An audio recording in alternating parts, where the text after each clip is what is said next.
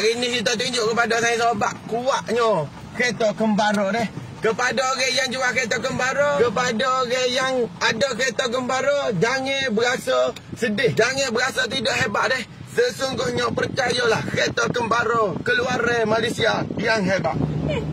Tak tengok ni. Baik gerok, mana boleh tak gerok. Kembara kan ni. Nah, siapa kata gitu kau kembara? Ini nak tunggu dah. Gua nak kau dalam ni. Ini nak tunggu cepat. Naik kita tayar. Mengaih dah lah sobat. Molek Malaysia.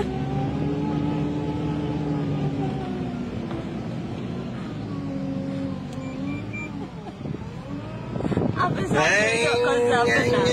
Saya nak apa tanya saya. Marah Iskandar tanya. Ngeng.